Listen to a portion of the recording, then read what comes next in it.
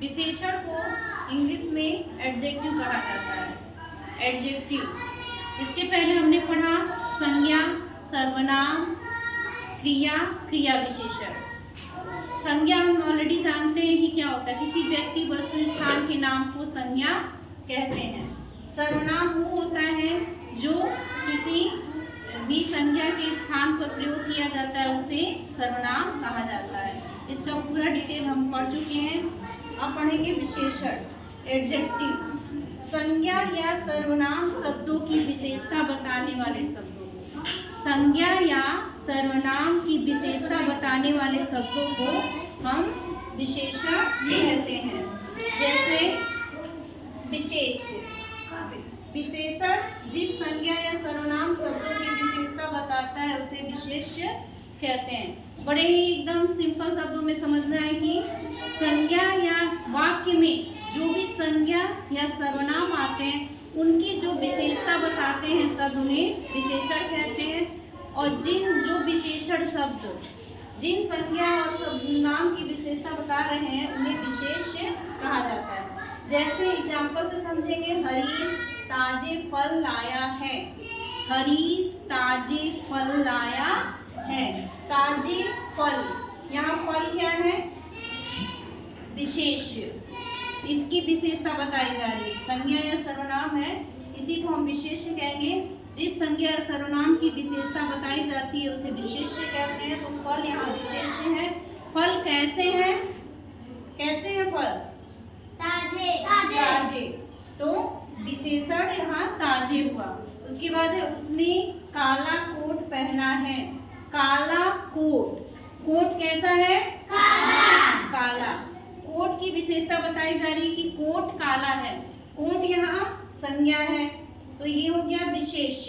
विशेष यहाँ कोट हो गया और विशेषण यहाँ काला हो गया। यानी संज्ञा या सर्वनाम की जो विशेषता बताए वो विशेषण कहलाता है।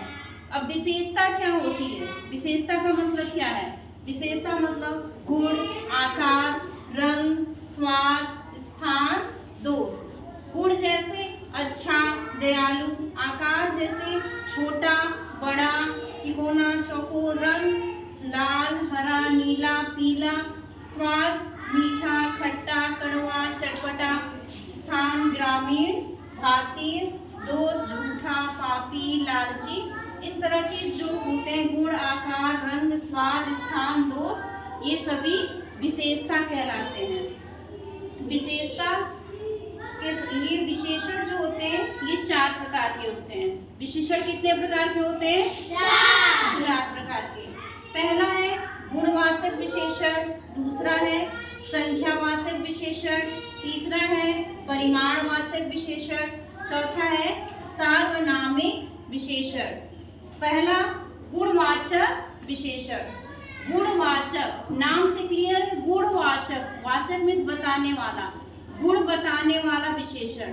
मतलब ऐसे विशेषण शब्द, वाक्य में आने वाले ऐसे विशेषण शब्द जो संज्ञा या सर्वनाम अपने विशेष से की गुण के बारे में बताए।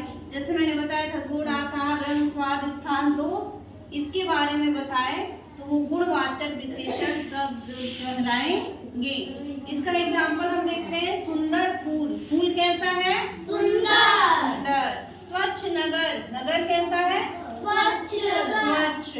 गंदी नदी। नदी कैसी है? गंदी। स्वस्थ बच्चे। बच्चे कैसे हैं? स्वस्थ। यानी यहाँ पे फूल, नगर, नदी और बच्चे जो है वो विशेष्य है और सुंदर, स्वच्छ, गंदी और स्वस्थ जो है वो विशेषण है। अगला है संख्यावाचक विशेषण।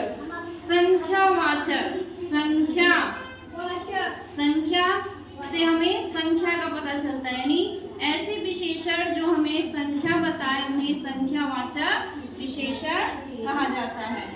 अब संख्या 2 तरह से बताई जा सकती है। एक है निश्चित संख्या और दूसरी है अनिश्चित संख्या।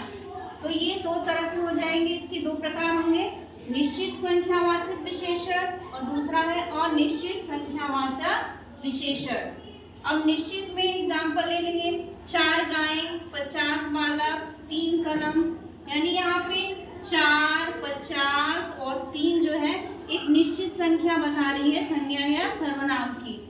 अगला है अनिश्चित, यानी संख्या तो पता है लेकिन वो उसकी निश्चित संख्या नहीं पता है, तो उसे अनिश्चित संख्यावाचक विशेषण कहते हैं। इसके एग्जाम्पल है सैकड़ों छात्र। यहाँ छात्र की संख्या तो पता लग रही है लेकिन निश्चित संख्या नहीं पता चल रही, सैकड़ों है यानी बहुत सारे हैं। अनेक बालक, अनेक बालिकाएं, अनेक गायें, यहाँ निश्चित संख्या का बोध नहीं हो रहा है, अनिश्चित संख्या है। संख्या तो है लेकिन संख्या मतलब इन्हें हम गिन सकते हैं, संख्यावाचक का मतलब जिनकी हम गिनती कर सकते हैं, तो वो संख्यावाचक विशेषण कहलाते हैं। अगला है परिमाणवाचक विशेषण। परिमाण का मतलब होता है नाप तोल करना, जिसको हम नाप सके, तोल सके, माप कर सके, उसे हम परिमाणवाचक विशेषण कहते हैं। ये भी 2 तरह का होता है, निश्चित या अनिश्चित। निश्चित परिमाणवाचक विशेषण और अनिश्चित परिमाणवाचक विशेषण।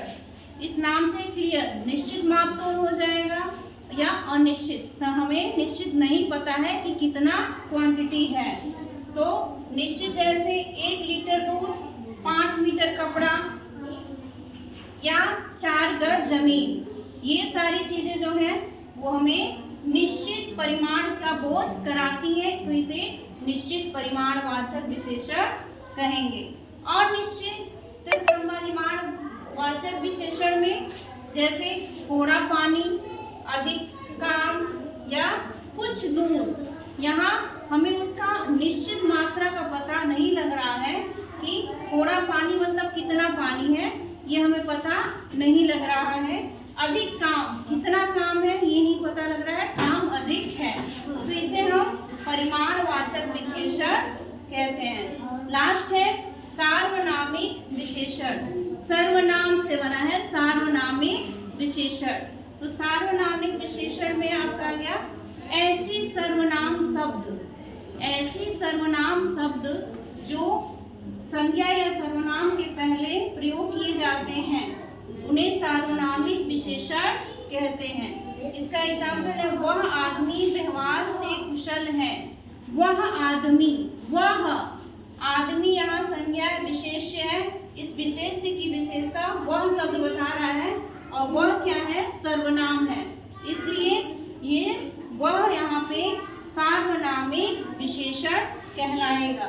इस तरह से हमने देखा कि ऐसे शब्द जो वाक्य में आए संज्ञा या सर्वनाम की विशेषता बताते हैं, ये विकारी शब्द होते हैं क्योंकि इन पे लिंग वचन का प्रभाव पड़ता है और ये वाक्य में आए संज्ञा सर्वनाम की विशेषता को बताते हैं। ये 4 तरह के होते हैं, गुणवाचक, संख्यावाचक, परिमाणवाचक और सार्वनामिक विशेषण।